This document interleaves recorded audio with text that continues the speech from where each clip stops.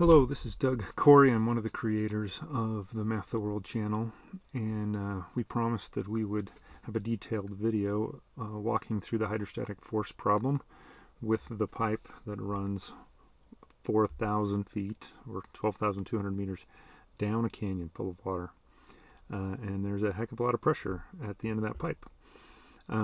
We just went through it really quick on the video and actually made a mistake, so hopefully we'll correct that here. This isn't going to be a polished video like the MathTheWorld video. This is going to be me doing a screencast as I just walk through the problem like I would in my class. So, got the information up here at the top of the page, but I first want to explain why this is a calculus problem.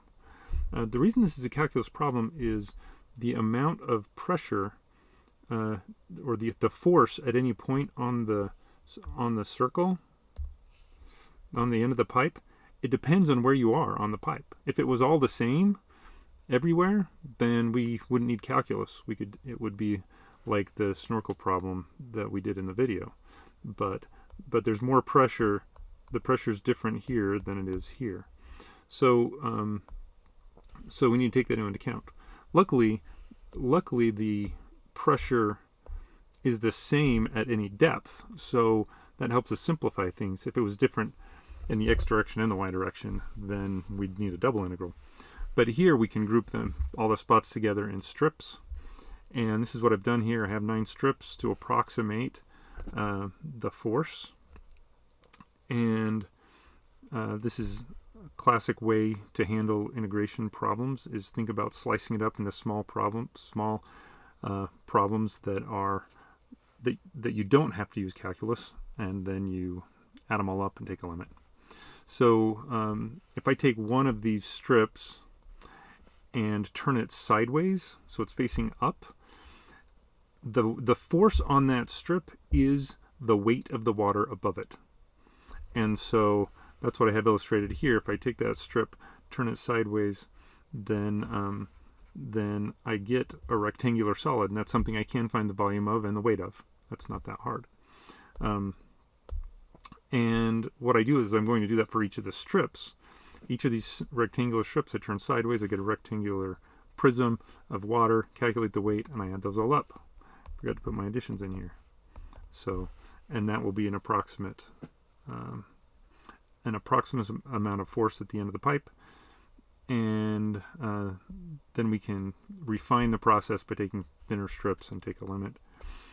How do you calculate the force for each one of the strips? Well, first thing we're going to do is calculate a volume. The volume is the depth times the width times the thickness. The thickness is going to be just delta y or delta x, depending on which variable you use.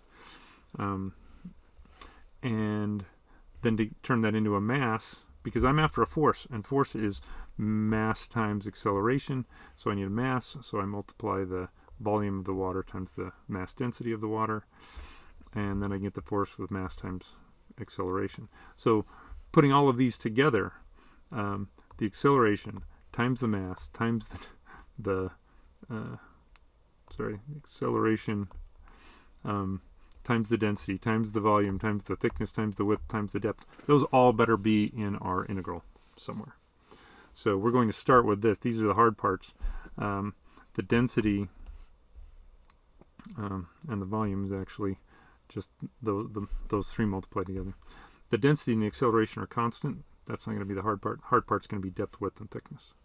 So what we're going to do is take an arbitrary well, first let's put this on a coordinate grid. That'll be best. We need scales to work with. We need a depth scale for sure. Some teachers like to just put on a scale. I could, for example, make this center x equals 0, center of the circle. This equals a negative 0.1 meters. The top of the pipe would be x equals 0.1 meters, and the water would be at the level x equals 1220. So I could use that scale. I could also put it on a coordinate grid.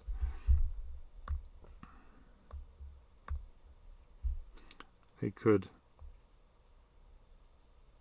center the circle on the XY axis, and then that's going to change this to y's, y values. But then why is that an advantage? Because we can just use the equation of this circle here. Our y coordinates and our x values on the circle have a relationship.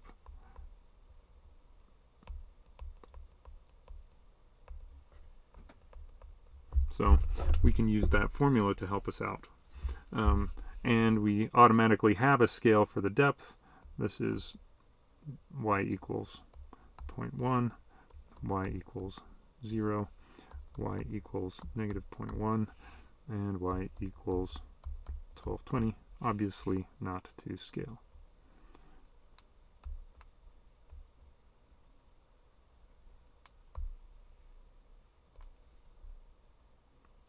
Okay, so let's pick an arbitrary strip.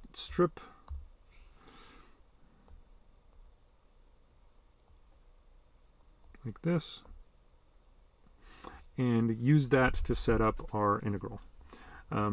We need the thickness, which is going to be delta y. We need the width, which we will use to take, we'll use this formula to get the width, and we need the depth. So let's stick with the width. So what is the width of this value? The width of this strip? Well, this is half the width of the strip. This y coordinate here, I actually need to rearrange this because I'm dealing with y's as inputs here, and this has x's as inputs. Okay, so this is nice if I have an x coordinate and I'm trying to find the distance up or the distance down to the edge of the circle, but that's not what I have. What I need anyway is y coordinates that I can plug in and get a distance over. So just dealing with the right hand side here, then we can just double it. Let's solve for x. So we can square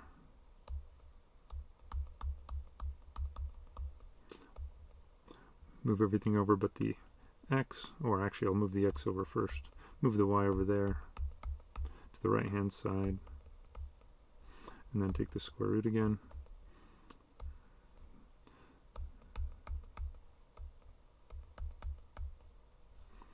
Okay, so there we go.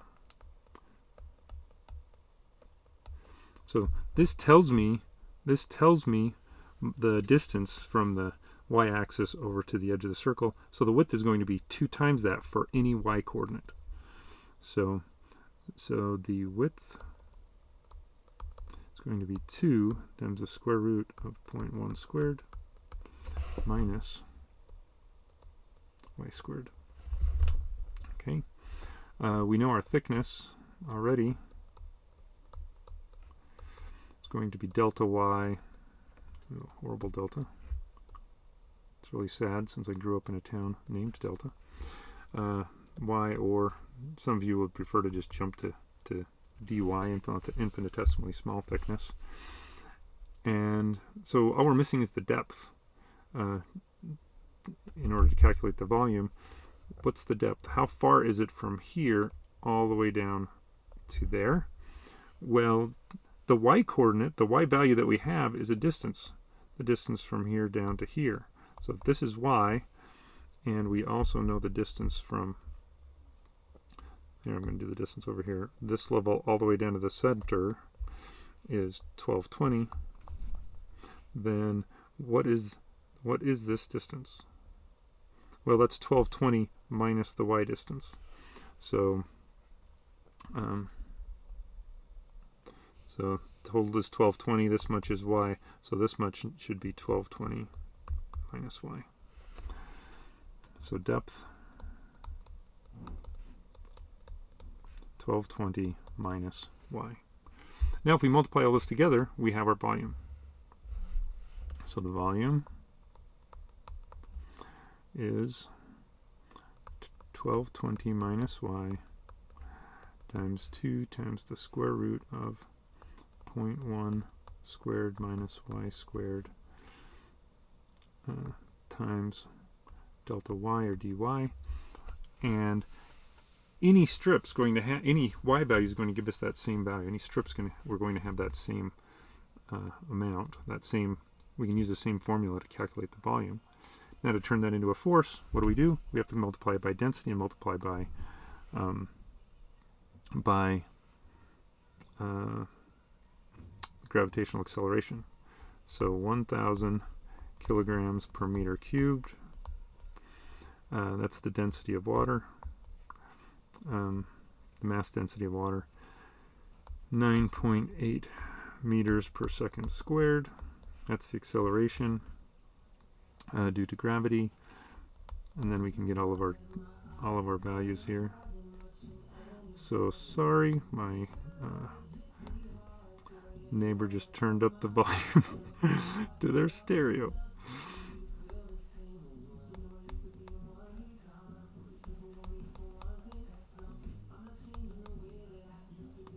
It's my neighbor in the other room. I'm going to make that dy right there. And this is the form of our integral. This is all we need.